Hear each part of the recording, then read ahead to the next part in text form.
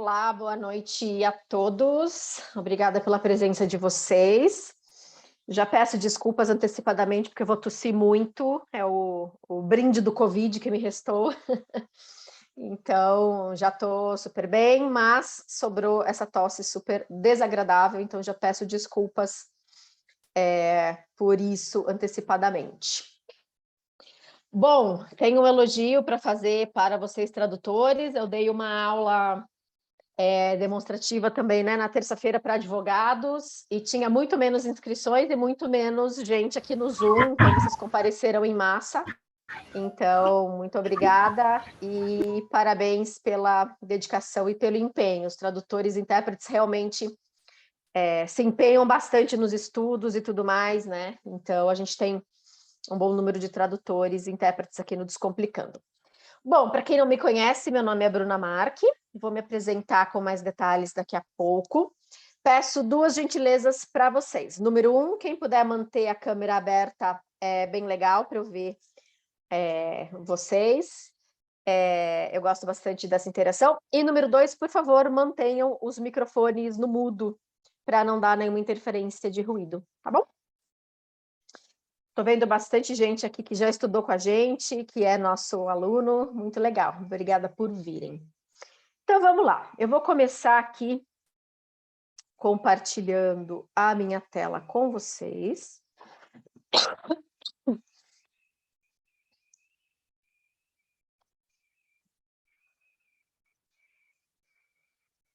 Vamos lá.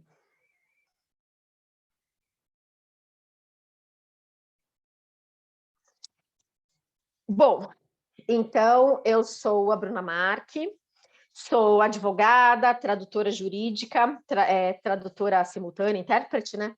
Melhor dizendo. Sou a fundadora do Descomplicando Inglês Jurídico.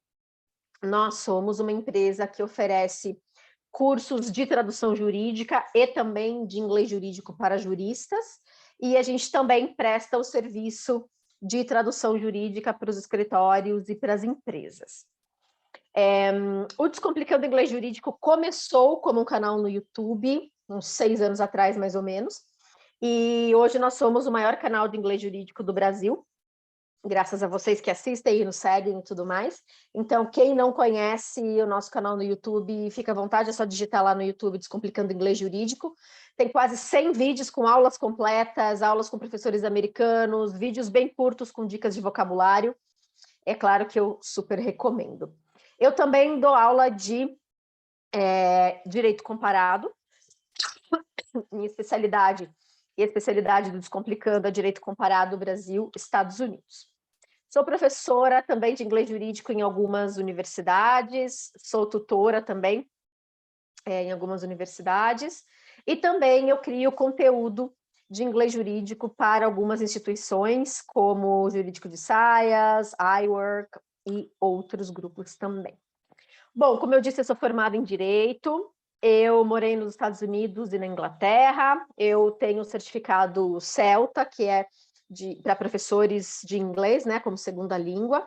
Eu dou aula de inglês há uns 20 anos, mais ou menos, e uns 6, 7 anos atrás eu comecei a me especializar no inglês jurídico.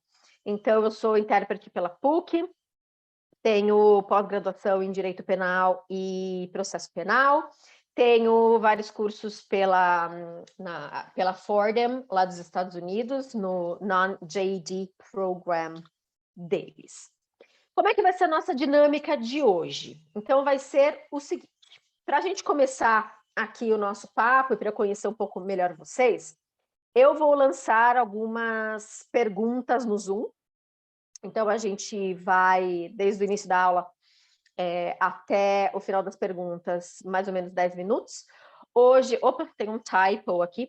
Hoje a gente vai estudar o Ministério Público. Deixa eu arrumar isso já. O módulo de Ministério Público do Descomplicando demora umas 4, 5, 6 aulas de 1 hora para a gente cobrir tudo. Então, esse vai ser assim, eu vou dar para vocês algumas dicas do início da matéria. Peço que vocês não me interrompam durante a minha explanação, mas fiquem à vontade para escrever todas as dúvidas que vocês têm aqui no bate-papo, tá bom? Uma vez que eu termine, então, a minha exposição, eu vou fazer uma sessão aqui de 5 a 10 minutos, respondendo as perguntas que vocês possam ter e que estejam lá no nosso bate-papo. Depois a gente vai fazer uma revisão do que a gente viu e, por último, quem se interessar em saber mais detalhes sobre as turmas de fevereiro, convido vocês que fiquem, porque eu vou tirar todas as dúvidas, vou mostrar como é que funcionam as nossas aulas, quais são as nossas dinâmicas e etc. E eu lembro também que um dos nossos grandes diferenciais no mercado é que todos os nossos professores aqui no Descomplicando, tanto dos cursos para juristas quanto dos cursos de tradução jurídica, têm formação jurídica. Então, são bacharéis ou são advogados, muitos fizeram uma graduação fora e atuaram por alguns anos.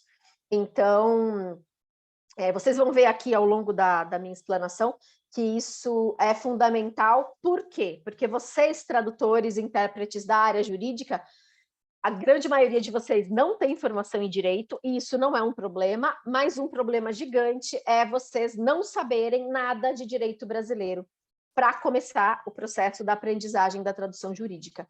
Então, os meus professores todos têm essa formação, que eu acho imprescindível, para ensinar vocês noções de direito brasileiro, noções de direito americano, para vocês chegarem à terminologia.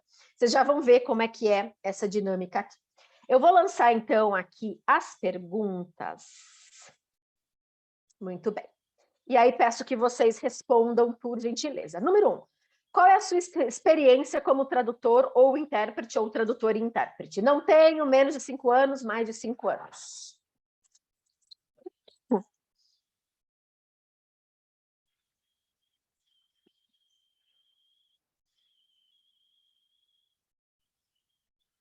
Mais alguns segundos para eu encerrar.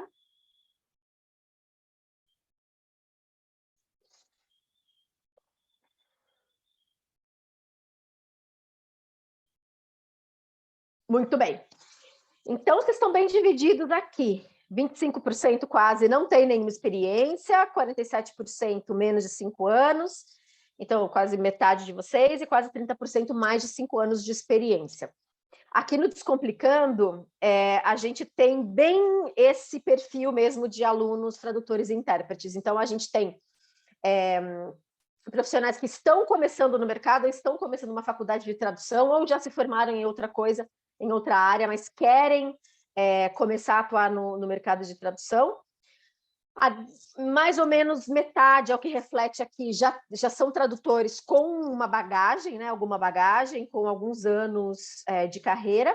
E nós temos também profissionais super experientes, principalmente os tradutores juramentados, que têm aí 10, 15, 20, 30 anos de experiência e vêm para o Descomplicando para aprender, né, os termos jurídicos e para aprender conceitos de direito e tal, para facilitar o trabalho da tradução juramentada.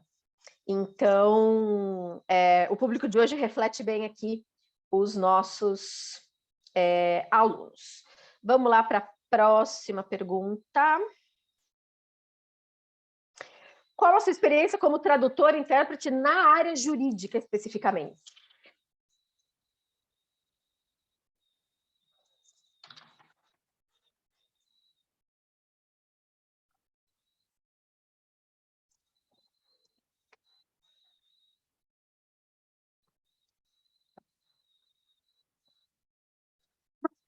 Mais alguns segundos.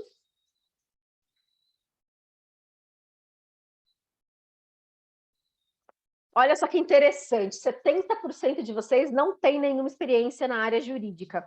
Então, eu entendo que vocês estão buscando um novo campo de atuação, né, dentro da tradução, e quem não tem nenhuma experiência já está procurando seguir para esse campo da tradução jurídica. 15% menos de 5 anos e 15% de vocês é bem experiente, já tem mais de 5 anos de experiência aí na área jurídica. Legal. Próxima pergunta. Quais as suas maiores dificuldades com relação à tradução ou interpretação jurídica? Isso você, para essa pergunta você pode selecionar vários, tá? Várias opções.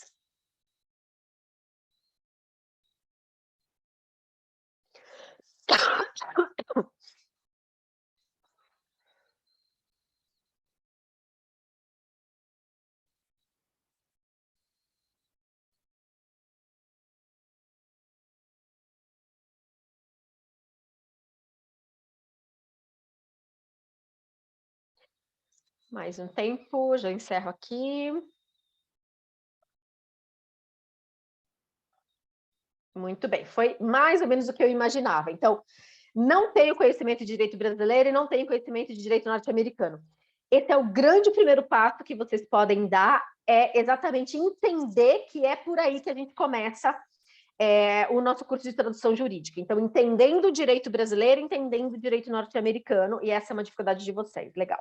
O vocabulário técnico é muito difícil, é muito difícil, não vou negar, mas também é uma experiência muito enriquecedora. Eu sempre falo o seguinte, na tradução médica, por exemplo, é óbvio que eu não me arrisco nem a traduzir, nem a interpretar a área médica, porque eu nunca estudei tradução médica, mas rim é rim, pulmão é pulmão, coração é coração, cérebro é cérebro, em chinês, em alemão, todos os seres humanos têm os órgãos XYZ, etc. No direito, o sistema jurídico de cada país é absolutamente diferente. Eu estava conversando com um colega que eu tenho da área de TI, e aí ele estava me falando algumas experiências que ele está tendo com tradução e tal, e aí ele perguntou assim para mim, mas, Bruna, o direito de Portugal é tão diferente assim do direito brasileiro? E aí eu falei para ele, olha, a língua é a mesma, mas tem muitas diferenças, né, no dia a dia, né? Muitas diferenças de vocabulário. Eu não entendo nada de direito português. Eu não sei se primeira instância lá chama primeira instância, eu não sei se promotor lá chama promotor, eu não sei absolutamente nada. Eu teria que fazer uma faculdade em Portugal para ter conhecimento. Então, assim, os institutos que existem no Brasil podem não existir nos Estados Unidos e vice-versa. Então, realmente é bem tricky para a gente como tradutor e intérprete. Não entendo quando leio um texto jurídico em português, principalmente porque eu posso falar mal de advogado, porque eu sou, tá? Advogada, tô brincando. A tendência dos profissionais do direito aqui no Brasil é escrever de modo empolado, é escrever de modo rebuscado e com muito juridiquês. A gente tem que fazer uma diferenciação de termos técnicos jurídicos. Então, a gente está falando aqui de petição inicial, recurso, primeira instância, magistrado. Isso tudo são termos técnicos que têm que ser usados no direito. Agora, por exemplo, sinônimos de petição inicial, como peça-ovo, exordial, tudo isso é juridiquês absolutamente dispensável, mas no Brasil a gente ainda tem essa cultura. Então, destrinchar também, né, um texto em português, obviamente, quando você está traduzindo do português para o inglês, é absolutamente necessário. E depois aqui, outros motivos. Muito bem. E última pergunta, para a gente começar com o Ministério Público. Você pretende estudar tradução jurídica em 2022?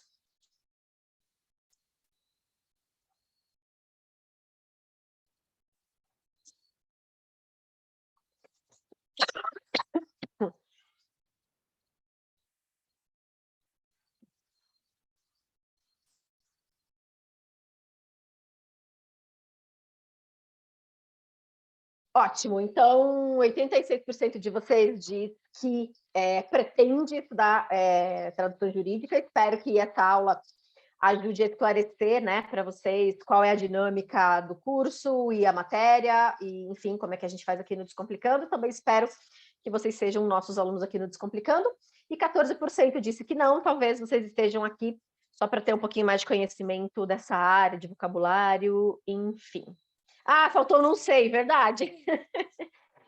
Exatamente, obrigada pela dica. O próximo eu coloco aqui não sei para os indecisos. Bom, chega de conversa, vamos lá?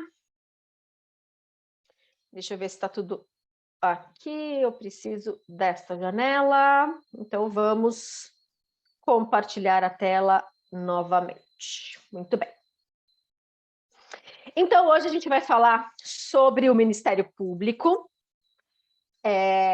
O objetivo desse módulo do curso, todos os módulos do curso do Descomplicando fui eu que criei, então vocês não vão ter essa matéria em nenhum outro lugar, são módulos exclusivos aqui da empresa. Esse módulo de Ministério Público é muito importante porque a gente vê o tempo todo, por exemplo, né, vou falar de legendagem, por exemplo. A gente vê muita série de direito cujo tema principal é direito penal, então tem o Ministério Público. Peças processuais também que envolvem o Ministério Público. Os cargos do Ministério Público são muito difíceis, porque os cargos do Brasil são diferentes dos cargos dos Estados Unidos, enfim, esse é um tema super complexo, mas eu quero começar aqui a destrinchar com vocês, tá bom? Então, a ideia no curso regular é estudar com vocês o Ministério Público brasileiro, estudar o Ministério Público americano, e aí a gente chega às terminologias e faz exercícios de tradução, tá bom? Esse é o nosso intuito aqui. Então, vamos começar aqui. Para começar, eu tenho aqui uma pergunta para vocês, e podem responder no bate-papo. Se alguém pergunta para vocês assim, ó, o que é o Ministério Público? Como é que vocês respondem? O que é o Ministério Público? Imagina que a filha de vocês, o sobrinho de vocês, a avó de vocês têm que responder de um jeito muito simples. O que é o Ministério Público? Podem digitar aqui no bate-papo, por favor, os palpites de vocês. Não tenham vergonha, todo mundo está aprendendo. Fiquem à vontade. Não sei, exato. Governo, a Carla falou. Ministério Público, esse termo está o tempo todo nos jornais, o tempo todo na televisão, mas assim, quando alguém para pensar, você sabe o que é Ministério Público? A grande maioria dos cidadãos não sabe o que é Ministério Público. Então, o órgão encarregado de exigir investigações, quase é o órgão que tem a faculdade da prossecução penal, o fiscal da lei, órgão responsável por mediar processos nos tribunais, mais ou menos, organismo estatal que garante os direitos da sociedade, órgão que defende os direitos das pessoas. Vocês estão chegando bem próximo ao Marcos. O Ministério Público é uma instituição permanente responsável pela defesa dos direitos difusos e coletivos. Perfeita, como é que a gente fala aqui? Definição. Ótimo, legal. E aí, eu vou mostrar para vocês esse vídeo, que é bem informal, mas que explica de um jeito bem legal o que é o Ministério Público para as pessoas que não têm formação jurídica. Deixa eu primeiro share sound. Vou colocar aqui um vídeo para vocês. Depois, eu vou mandar no e-mail do Simpla todo esse material, tá? Então, vocês vão ter acesso a todos os links e tudo mais.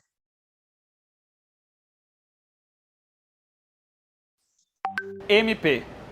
Já ouviu falar dessas duas letrinhas? Já ouviu falar sobre Ministério Público? O que isso significa? O que faz? Nos tempos de reis e rainhas, o poder de acusar e julgar estava nas mãos de uma mesma pessoa, geralmente nas mãos do rei. Por que isso é ruim? Porque esse juiz se torna muito parcial. Ele vai estar muito mais próximo de condenar a pessoa do que de analisar friamente o caso. Na democracia existe separação de poderes. Uma instituição diferente acusa e uma instituição diferente julga. Quem julga são os juízes, martelinho, peruca não, capa tem. Agora, quem acusa é o Ministério Público. Segundo a Constituição Federal, cabe ao MP a defesa da ordem jurídica, do regime democrático e dos interesses sociais individualmente disponíveis. Portanto, o Ministério Público fiscaliza as empresas, o governo, a própria polícia e fiscaliza as pessoas. Cada estado tem o seu próprio Ministério Público que atua de maneira independente dos outros. Para casos que envolvem a União, existe o Ministério Público da União, o qual seu chefe é o Procurador-Geral da República. Em tempos de lava-jato, corrupção, porrada, tiro, treta, é o Ministério Público que vai oferecer denúncia pública contra os crimes de uma pessoa ou de uma organização. Manda suas dúvidas pra gente, se inscreve no canal do TV Folha, curte esse vídeo, compartilha, manda... Bem, eu gosto desse vídeo que ele é super informal, mas ele é bem straight to the point. Deixa eu só fechar isso aqui. Então, o Ministério Público, a gente fala, né, que o Ministério Público, eu vou escrever aqui para vocês. O Ministério Público é o titular da acusação. Eu estou tentando simplificar aqui para vocês. O Ministério Público é o titular da acusação nos processos penais. Então, por exemplo, eu estou dirigindo na rua e o João bate no meu carro e não quer pagar a indenização para mim. O que o governo tem a ver com isso? Nada. Isso é uma discussão minha com o João. Eu posso falar para ele, beleza, não precisa pagar nada não, eu sou super rica. Ou então eu posso falar, não, cara, você estava errado, eu vou processar você, então eu vou em busca de um advogado, o advogado vai processar o João, ele vai ser representado por um advogado também. Agora, quando acontece, por exemplo, um homicídio, uma pessoa mata a outra, quem que tem a obrigação de acusar esse criminoso que matou essa pessoa? O Ministério Público. Imagina se o cidadão particular, como a gente, tivesse a obrigação de fazer essa acusação. Então, existe um órgão público que se chama Ministério Público. Então, ele é o titular da ação penal pública. O que é ação penal pública? É um processo criminal. Claro que isso aqui tem muito mais explicações, mas assim, no geral é um processo criminal que não está na mão dos cidadãos decidirem se vão acusar aquele criminoso ou não. O Ministério Público tem a obrigação de fazer a acusação do criminoso se acontece um crime, tá bom? Um crime na sociedade. Cuidado, porque olha só, eu falei para vocês a palavra homicídio. O que está no Código Penal, o que está no Código Penal é a palavra homicídio. A palavra assassinato, ela é um sinônimo de homicídio, mas ela não é uma palavra técnica, tá? Então, essa daqui é a palavra técnica. Então, por exemplo, eu vejo muito série que tem a palavra murder, né? Que tem o crime do murder. E aí é homicídio, e muitas vezes o tradutor traduz como assassinato. Está errado? Não, mas assim, o termo técnico que está no Código Penal é homicídio. Então, cuidado aqui, e prestem atenção sempre nessas dicas, porque como nós, advogados, estamos muito acostumados com esses termos, se eu pego uma tradução, por exemplo, em que eu vejo lá, ou um texto, né, em que eu vejo a palavra assassinato e não homicídio, eu sei que esse texto foi traduzido literalmente por alguém que não tem conhecimento de direito, ou eu sei que esse texto foi redigido por alguém que não tem conhecimento de direito, tá? Então, eu falo sempre, né, para os alunos, são coisas que doem aos ouvidos. Então, murder é o homicídio, como palavra técnica, tá bom? Muito bem. Seguimos aqui. Então, hoje, como a gente tem bem pouco tempo, a gente vai focar no MP brasileiro. E eu tenho uma pergunta para vocês e gostaria que vocês respondessem aqui no bate-papo. O MP no Brasil faz parte de qual poder? Executivo, legislativo ou judiciário? Podem responder aqui, por favor. Nenhum, executivo, é independente. Judiciário, auxiliar do Poder Judiciário. MP é da União, Poder Executivo, nenhuma função de justiça. Eu ia chutar judiciário, nenhum. Muito bem. A maioria das pessoas, antes de ter essa aula, imagina que o Ministério Público seja parte do Judiciário. Faz todo sentido lógico isso, né? Mas o Ministério Público não faz parte e, portanto, não é subordinado a nenhum dos poderes da República. Então, ele é um órgão absolutamente independente, tá? Independente dos 3 poderes da República. O que eu quero dizer com isso? Eu quero dizer com isso que, no Brasil, existe o Executivo, o Legislativo, o Judiciário e o Ministério Público. Por que isso acontece?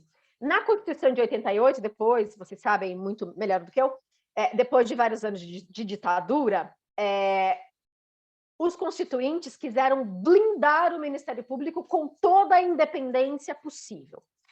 Vejam, se o Ministério Público fizesse parte do Judiciário, quem ia acusar os juízes? O Ministério Público seria parte do Judiciário. Se ele fosse parte do Legislativo, como é que ele poderia acusar os senadores e tudo mais com isenção? E se ele fizesse parte do Executivo, como é que ele poderia, por exemplo, acusar o presidente da República? Então, a gente tem o Executivo, o Legislativo, o Judiciário e, pus até aqui com um E grande, e o Ministério Público. Algumas pessoas falam, vocês já devem ter ouvido falar, se não podem ouvir algum dia, que o Ministério Público é o 4º poder da República. Isso pode ter 2 interpretações. Interpretação número 1 é uma explicação técnica. Então, a gente tem Executivo, Legislativo e Judiciário e o Ministério Público. E número 2 é uma explicação... na verdade, isso, de acordo com outras pessoas, é jocoso.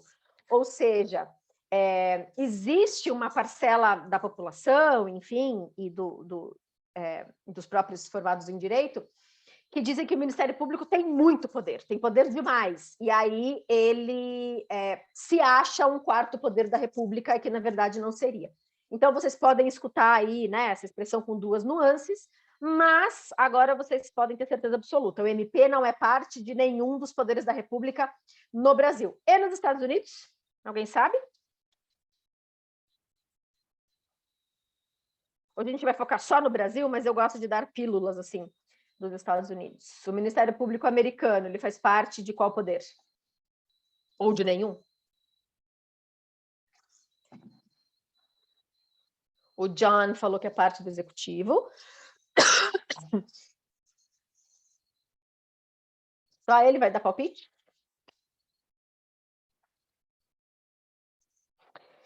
Muito bem, John. Ele é parte do Executivo.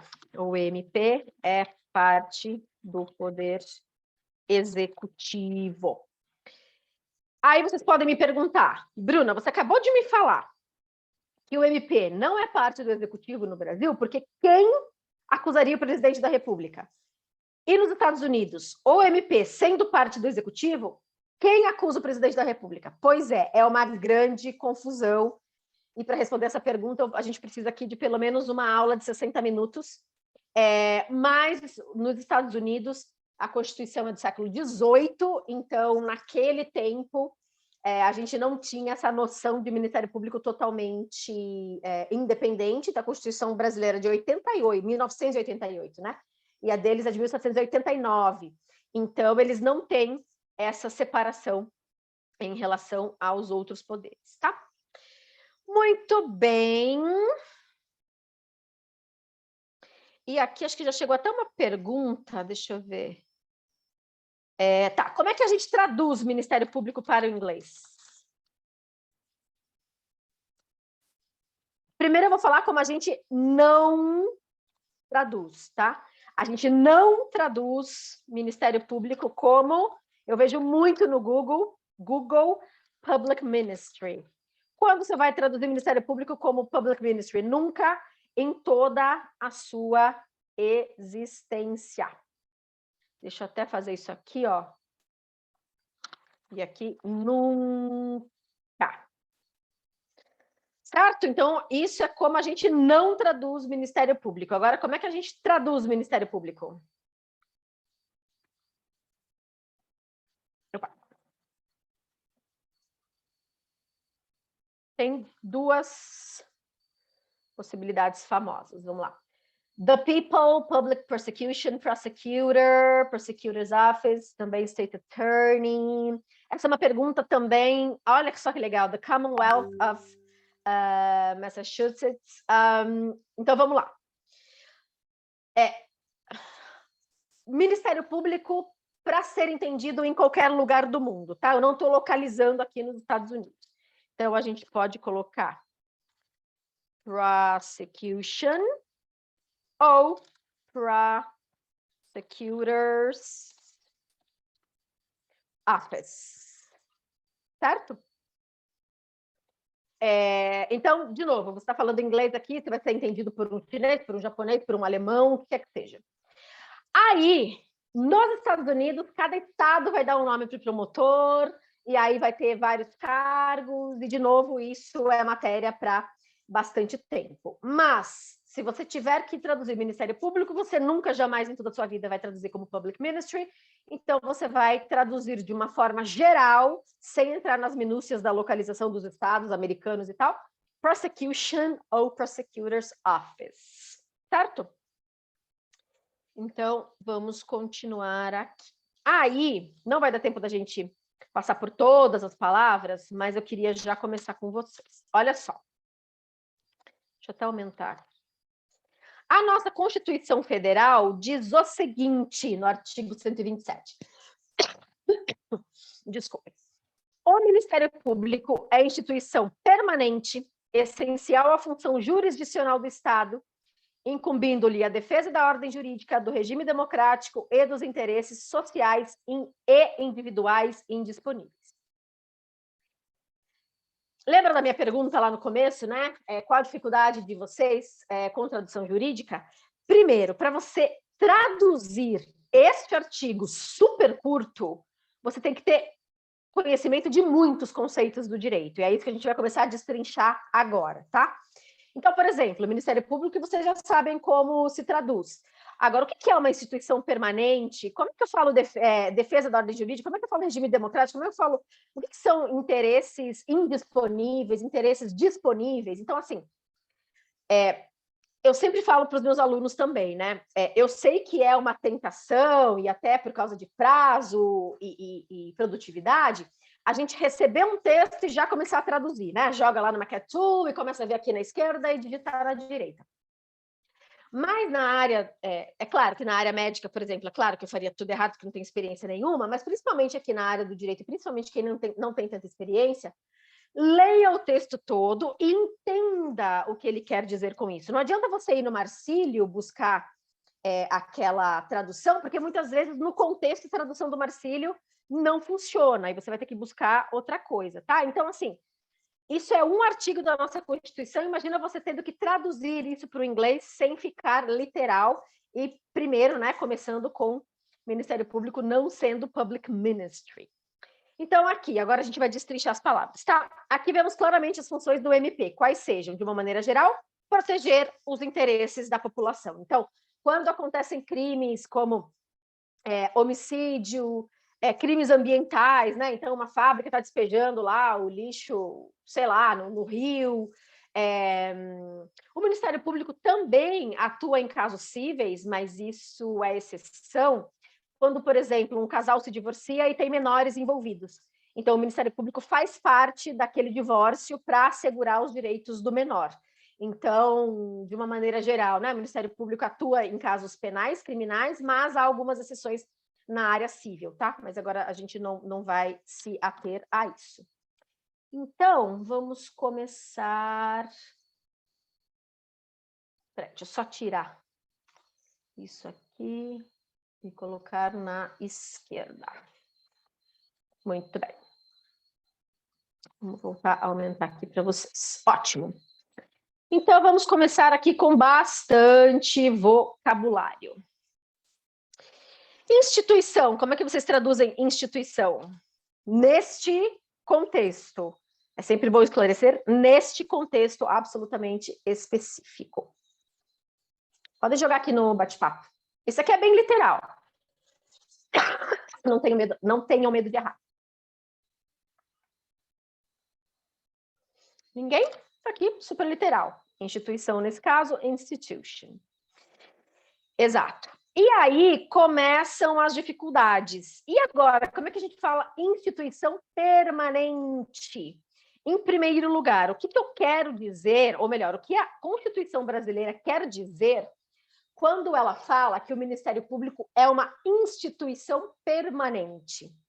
Ela quer dizer que o seguinte: se chegar, né, a ser eleito um presidente da República absolutamente lunático, e que queira, e que fale assim, nossa, então, eu acho que eu vou cometer uns crimes de corrupção aqui, mas o Ministério Público vai ficar na minha cola, então eu vou dissolver esse órgãozinho aqui, que não serve para muita coisa, não estou muito afim de ser processado, então eu vou falar, Ministério Público, agora você não existe mais.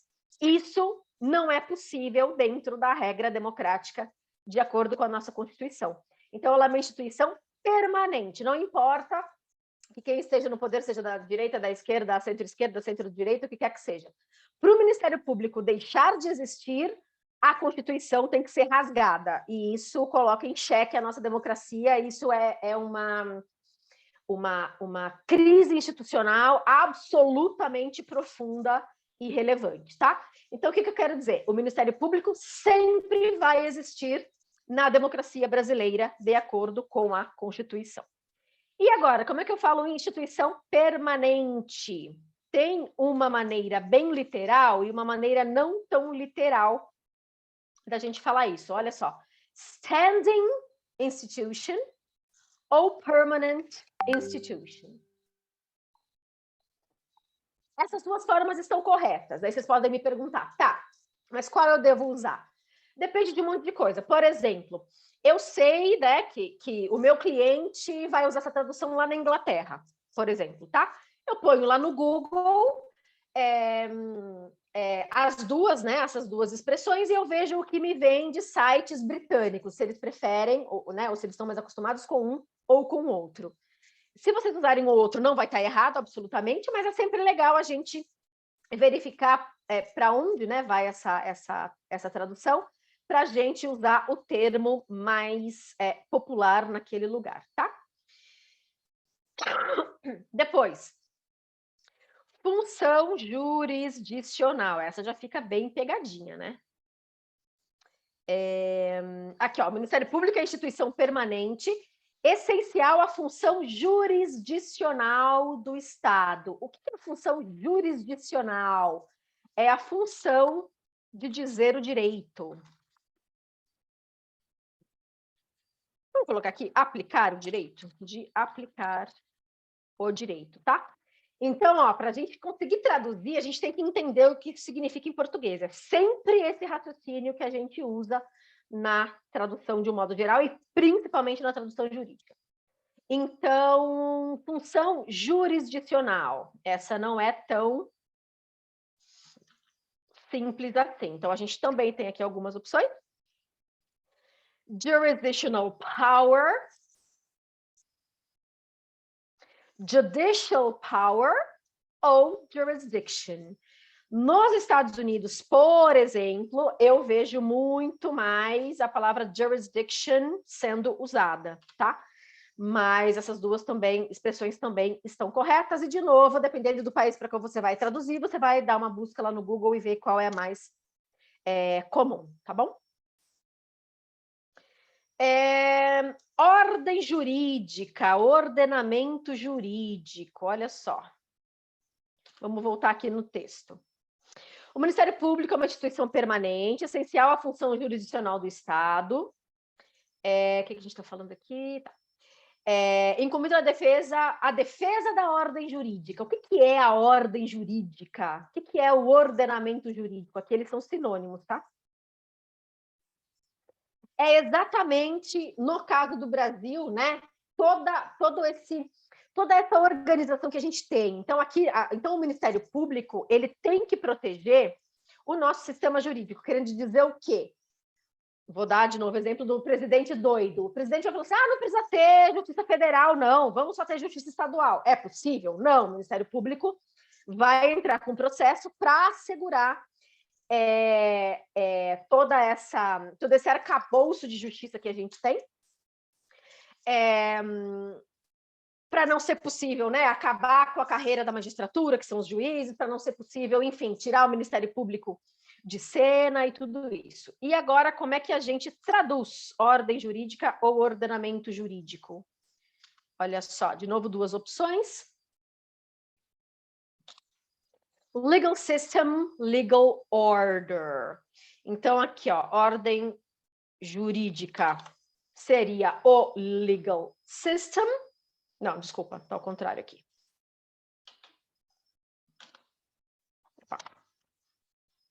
Então, aqui, a ordem jurídica, que é justamente, né, essa certeza de que vai ter a justiça, de que vai ter Ministério Público, disso, daquilo, e o ordenamento jurídico é aqui um conceito diferente. Vamos até colocar, eu acho melhor colocar aqui distinto, porque aí vocês não se confundem. E o ordenamento jurídico é o legal system. Então, o ordenamento jurídico brasileiro é completamente diferente do ordenamento jurídico americano, do legal system americano. O que eu quero dizer com isso? O que é, né, o ordenamento jurídico? É a existência das instituições, qual a função de um juiz federal no Brasil, qual a função do juiz federal nos Estados Unidos, quantas instâncias existem na Justiça Federal brasileira, quantas instâncias existem na Justiça Federal americana, etc, etc, etc. E lembrando que instância também é uma coisa que está, né, todo o tempo na mídia, mas quando eu faço a pergunta para os alunos, vários titubeiam. O que é uma instância na justiça? Né? São degraus. Então, se você perde numa instância, na teoria, obviamente, né, vai depender de um monte de fatores, a parte que perde tem o direito de recorrer, né, de ir para a próxima instância. E o Ministério Público também tem a função de... Vamos voltar aqui. A defesa da ordem jurídica, a defesa do regime democrático. O que quer dizer isso? De novo, a gente elege um lunático como presidente do Brasil e ele fala assim, agora isso vai ser uma ditadura. Eu sou os três poderes e o Ministério Público junto. Não é possível, de novo, a não ser que a gente rasgue a Constituição e entre numa crise sem precedentes institucional. Então, o Ministério Público também defende o regime democrático. Por exemplo, um prefeito é eleito democraticamente lá na cidade e o governador é inimigo público e sabido desse prefeito, e o governador ameaça esse prefeito, fala que ele não vai tomar posse, tal. O Ministério Público vai lá, entra com ação, impede que o governador faça isso, obviamente, para o prefeito tomar posse. Né? Então, regime democrático, democracia, votos, essas coisas todas. E como é que a gente fala isso em inglês? Democratic regime, democratic system, democracy. Eu gosto muito mais do democracy. Eu vejo isso com muito mais frequência. Uma dica é o seguinte... De novo, né? Regime democrático. Por exemplo, vocês estão na dúvida disso aqui? Joguem no Google e vejam o que volta com o maior número de frequência, né? Que ele encontrou lá. Então, aqui nessa expressão, a gente tem duas palavras, né? Regime democrático. E automaticamente o nosso cérebro busca uma tradução com duas palavras. Isso é absolutamente natural, mas assim, principalmente para vocês que não têm tanta experiência com tradução, se livrem disso. Então, tentem se lembrar ou busquem uma solução que seja o mais natural possível. Se no português essa expressão tem duas palavras e o mais natural possível é uma palavra, usem uma palavra. Se o mais natural possível são 5 palavras, porque não tem uma tradução certa, mas você tem que explicar, é isso. Então, não fiquem tão presos a esse tipo aqui de análise, tá bom? Muito bem, olha só. E a gente ainda não conseguiu traduzir este artigo, mas eu vou encerrar a minha explanação. Vou abrir agora para perguntas, vamos fazer o Q&A session, aí a gente vai para a revisão, e quem quiser fica para obter informações sobre o curso, tá bom? Quem tiver perguntas, pode colocar aqui no bate-papo, Ou também pode ficar à vontade agora para abrir o microfone e me fazer a pergunta. Vamos lá, vamos fazer uns 5 minutos aqui de Q&A session.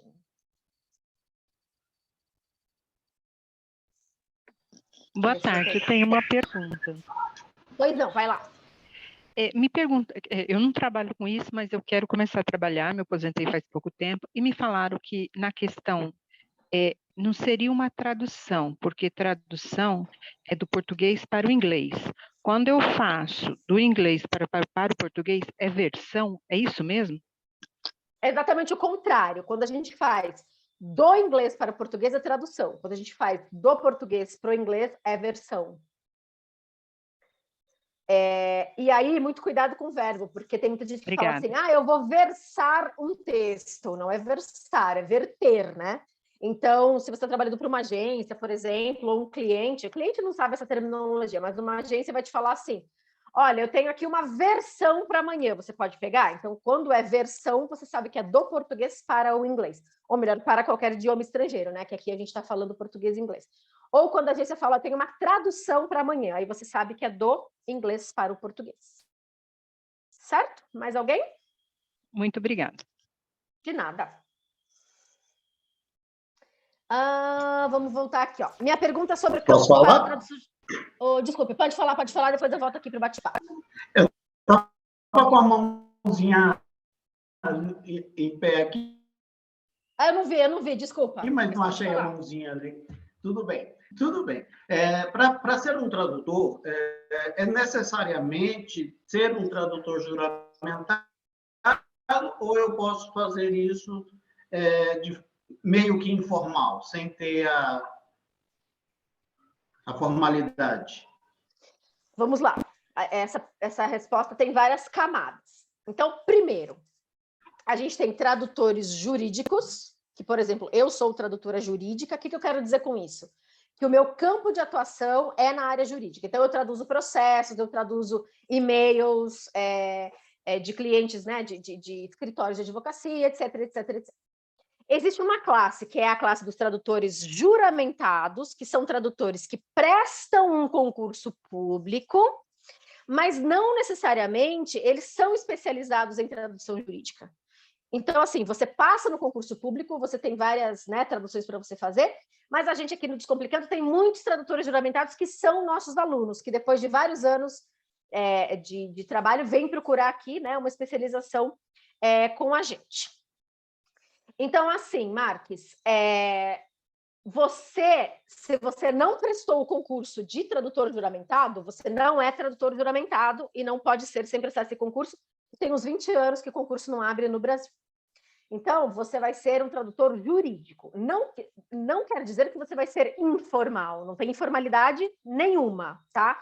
Então, informalidade é você não pagar imposto, informalidade é esse tipo de coisa. Então, um tradutor jurídico não é menos do que um tradutor juramentado, um tradutor juramentado não é menos que um tradutor jurídico, são coisas completamente diferentes.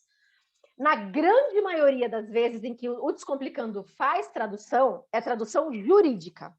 Agora, quando é uma tradução de um texto, por exemplo, de uma troca de e-mail, isso vai fazer parte de um processo judicial, aí sim, por exemplo, a gente precisa de um tradutor juramentado, tá? Então, aqui no Descomplicando, você vai aprender os termos jurídicos e o direito comparado para ser tradutor jurídico. Se você quiser virar tradutor juramentado, você vai ter que esperar alguns anos, sei lá, o concurso abrir, passar nesse concurso e passar a atuar como tradutor juramentado. Certo? Então, são duas áreas. Parece que elas estão muito ligadas, mas elas são bem independentes.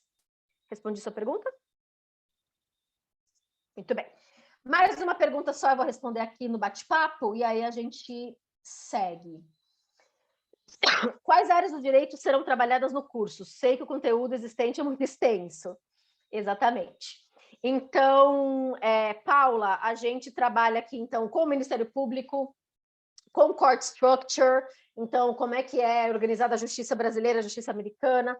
A gente tem contratos, a gente tem arbitragem internacional, então são 12 módulos que a gente tem para esse curso, tá bom? Mas no finalzinho, depois da nossa review, eu respondo para vocês aqui como é que é o nosso curso. Então, vamos lá. No final de toda a aula, aqui no Descomplicando, o professor vai fazer com vocês aqui uma revisão do que vocês viram naquele dia. E aí, isso é um prato cheio para vocês montarem o glossário de vocês e pararem de passar aperto, tá? Então, hoje é 20/1. Hoje a gente viu o MP no Brasil. E aí, no final da aula, o professor pergunta para vocês tudo que a gente estudou aqui de novidade, tá bom? Então, por exemplo, como é que a gente traduz instituição para o inglês? Quem memorizou, anotou, coloca aqui no bate-papo para a gente.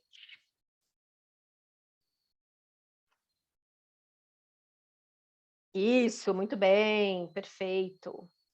Então, institution. Depois, quem se lembra de instituição permanente? Como é que a gente pode traduzir isso?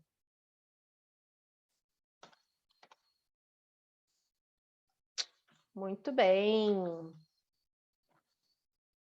Então, aqui, instituição permanente, standing. Opa, deixa eu tirar essa configuração daqui. Muito bem. Depois a gente viu função jurisdicional. Quem anotou se lembra?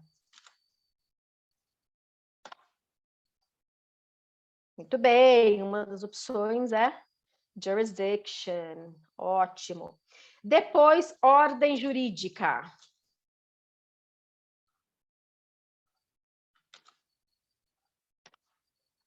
Legal order. Muito bem.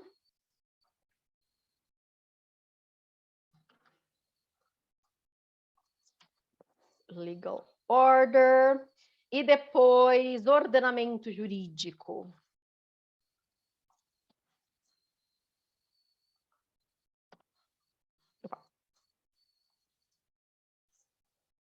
Legal system. Ótimo.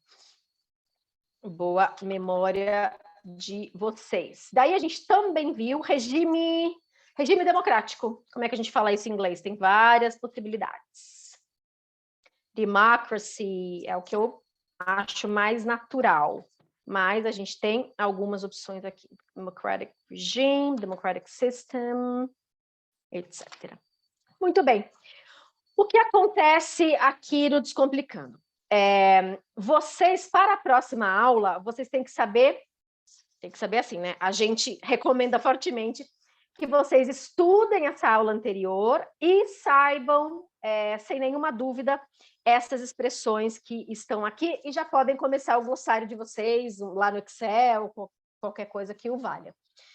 E, na maioria das vezes, no final da aula, o professor passa um parágrafo de tradução para vocês traduzirem em casa e na próxima aula, então, ele corrige aqui com vocês, tá bom? Então, esse seria o final da aula aqui do Descomplicando. E agora eu vou falar sobre os nossos cursos e as nossas turmas de fevereiro. Deixa eu só diminuir aqui.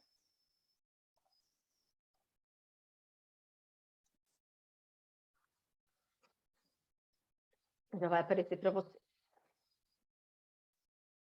Muito bem. Então, já falei um pouco da nossa história para vocês, já falei sobre o meu CV. Então, o que a gente faz aqui no Descomplicando? A gente tem cursos, né? Oferece aulas ao vivo de tradução jurídica em inglês, português e português e espanhol aqui pelo Zoom.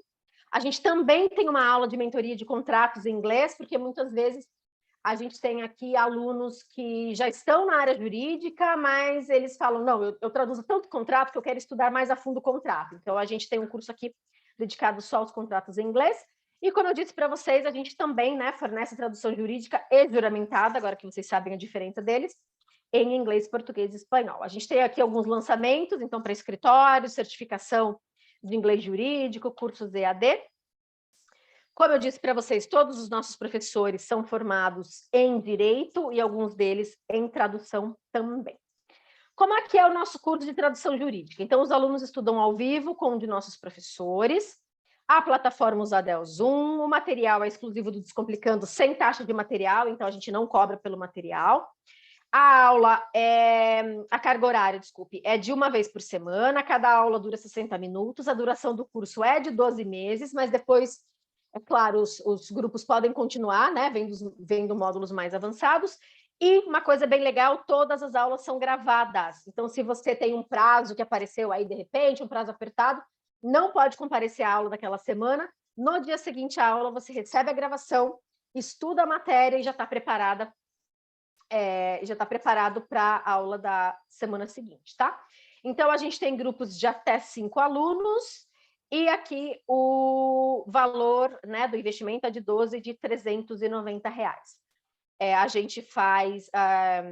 vocês podem pagar via cartão de crédito, que é o mais simples, ou então Pix. Em alguns casos, a gente também permite aqui o pagamento via boleto. Aqui alguns dos nossos clientes, dos nossos parceiros. Quem quiser entrar em contato comigo diretamente, pode me mandar e-mail ou pode me mandar o WhatsApp para esse número, ou então pode responder aquele e-mail do Simpla, que ele vem aqui para mim também. A gente está montando as turmas de fevereiro, então a gente já tem aqui alguns horários pré-determinados, mas a gente também está abrindo novos horários, e os horários dependem da disponibilidade do professor e dos alunos, tá bom? Agora eu vou responder a perguntas que vocês possam ter em relação às turmas de fevereiro. Podem ficar à vontade para abrir o microfone ou então escrever aqui no bate-papo.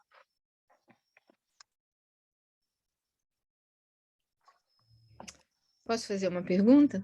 Claro, Alcione, vai lá. Obrigada. São quantos alunos por aula, por turma? Até 5 alunos. Ok, então As turmas são a aula é bem de uma reduzidas. hora? A aula é de 1 hora, exatamente. É uma vez por semana, 60 minutos, e as nossas turmas são super reduzidas, de até 5 alunos. Então, do mesmo estilo do que você fez aí, que tem a parte teórica e participação, pergunta e revisão. Perfeito. Essa é a nossa metodologia, exatamente. Obrigada. De nada. Mas ok? Chegou uma aqui no bate-papo. Pode falar. Depois eu vejo aqui o bate-papo. Pode falar, Davi. Eu participei da outra aula também que você fez para advogados. Eu percebi que você fala muito sobre o sistema americano, né? Vocês têm um módulo específico falando do sistema britânico, falando alguma coisa relativa a vocabulário mais específico para o direito europeu? No curso para tradutores ou para advogados? Para tradutores. Para tradutores? Tá. Não, a gente não ensina a terminologia da Inglaterra. A gente é bem focado na terminologia americana, mas, como eu disse para vocês aqui, né, quando eu fui traduzir Ministério Público, eu falei para vocês, olha, então, de um modo mais neutro, o Ministério Público se traduz assim, mas nos Estados Unidos, na localização, então a gente sempre dá, Davi, a localização, né, nos Estados Unidos. Então, como é que fala isso no estado de Nova York, por exemplo, se a gente estiver discutindo um texto do estado de Nova York, mas os professores sempre dão também vocabulários, que é muito importante, né? Você vai traduzir um texto que tem que ser entendido em inglês na China, na Alemanha, nos Estados Unidos, então a gente sempre dá a tradução e a localização, mas a gente não tem um módulo de inglês britânico específico, e a gente ensina o legal system dos Estados Unidos. Tá bom. Mas o que acontece é muito legal. Vocês aprendendo o raciocínio do sistema jurídico americano, se vier um texto para vocês do sistema jurídico da Dinamarca, para vocês traduzirem do inglês para o português, vocês vão saber procurar e vocês vão saber onde localizar as informações. Então, o que a gente ensina aqui é o raciocínio de busca, de pesquisa, etc. Tá bom, obrigado. Nada. Deixa eu ver aqui no bate-papo um minuto. Vocês abrem turmas também no meio do ano ou início sempre em fevereiro? Os nossos meses mais cheios de matrícula são janeiro, para começar em fevereiro, e julho, para começar em agosto. Então, a maior probabilidade da gente conseguir formar esse grupo de 5 alunos para vocês conseguirem começar as aulas são em janeiro, né, nos meses de janeiro e julho, mas a gente forma turmas o ano todo. Então, de repente, vocês se unem, né, 4, 5 alunos, 4, 5 colegas e querem começar em abril, não tem problema nenhum, por exemplo. Ou, não, Bruno, eu queria começar em abril, mas eu não tenho ninguém para indicar. Não tem problema nenhum, eu faço a pré-matrícula de vocês e vou encaixando os alunos, tá? Então, a turma é de até 5 alunos e a gente começa o curso se a gente tiver 4 matrículas nesta turma, tá? Alessandra, ótima pergunta. Tem certificado? Tem certificado bonitinho, com o número de horas que vocês fizeram e tudo mais. No site temos acesso ao conteúdo programático? Tem. Vocês podem ir lá no site, descomplicandooinglesjurídico.com, e aí vão lá na parte de cursos, e aí vocês podem baixar um PDF com todos os módulos do curso, tá bom? Tá tudo lá. Ana Cláudia, o preço é esse até o final, e se precisar trancar, paga multa? Então, vamos lá, Ana. A gente faz aqui um contrato de 12 meses, e aí vamos supor que vocês façam 7 meses, e aí desistam do curso por algum motivo, não tem tempo, ou alguma coisa desse tipo, né? Ou, enfim, aceitou uma oferta de trabalho que não vai deixar vocês fazerem o curso, etc. Então, vocês cursaram, por exemplo, 7 meses. Faltam 5 meses para vocês terminarem os 12 meses. Aí vocês pagam metade do que falta até o final. Então, vocês pagariam, né, pagaria nesse exemplo, 2 meses e meio, porque se faltam 5 meses, dividido por 2, são 2 meses e meio da multa, tá? A gente tem também aqui, por exemplo, como a gente tem várias turmas, a gente não não leva isso a ferro e a fogo no seguinte sentido. De repente você me fala, Bruna, eu estou aqui com 2 meses, eu vou precisar, eu não vou conseguir, por exemplo, né, comparecer às aulas por 2 meses. Não tem problema, né? Porque eu estou com um trabalho gigantesco e tal. Você vai ter todas as gravações, tá? Então, é só você justificar, Bruna, não vou poder comparecer ao vivo, mas você vai ter todas as gravações. Você não vai perder conteúdo nenhum, por exemplo, tá bom? Já teve caso, claro, né, de moças grávidas, aí elas param 3, 4 meses, depois voltam em outra turma, isso a gente ajeita aqui sem problema nenhum, tá? Como é a carga extra do curso para além da aula? Ótimo, tem leituras ou algo assim? Sim, Maria Fernanda. Então, a gente indica fortemente que vocês façam lição de casa, não é nada overwhelming. Então, sempre que possível, fechando um assunto, né, do módulo, o professor vai passar para vocês um pequeno trecho para vocês traduzirem, né, ou fazerem a versão. E também ele pode dar, por exemplo, a gente está falando aqui de Ministério Público.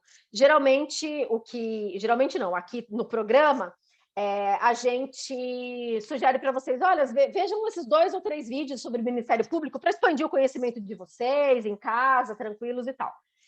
Então, a gente tem atividades fora da sala, sim, mas não é nada overwhelming. E todos somos adultos, então se você falar para o professor, olha, eu não vou fazer nenhum dever de casa, a gente não vai te forçar também, só você saiba que você, claro, vai aproveitar menos do curso, tá bom? Mas não é nada super exagerado como uma faculdade ou algo assim.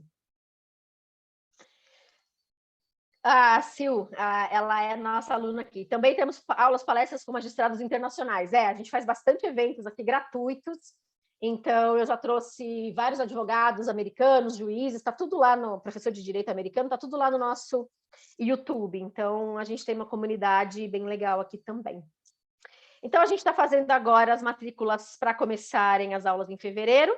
Se vocês quiserem fazer parte, me mandem um e-mail, me mandem um WhatsApp, vou até colocar aqui de novo para vocês copiarem. A Tátina já foi nossa aluna e quer voltar a fazer nosso curso, ela já está pré-matriculada e está esperando 4 colegas para se matricularem para ela começar o curso aqui com a gente. Bom, muito obrigada pela presença de vocês. Se tiverem qualquer dúvida, entre em contato. Lá no site tem o nosso contato, tem o e-mail, tem aqui também o meu WhatsApp para vocês ficarem à vontade. Espero que vocês tenham aproveitado e essa aula vai lá para o YouTube, então se vocês tiverem colegas que não puderam assistir ou se vocês quiserem ver de novo, vai ficar disponível lá. E eu vou mandar pelo Simpla todo o material da aula, os valores, todo o conteúdo da aula e também a gravação que eu vou subir lá no YouTube, tá bom? Eu que agradeço pela gentileza, pela atenção de vocês e espero que vocês se tornem nossos alunos. Um beijo e boa noite.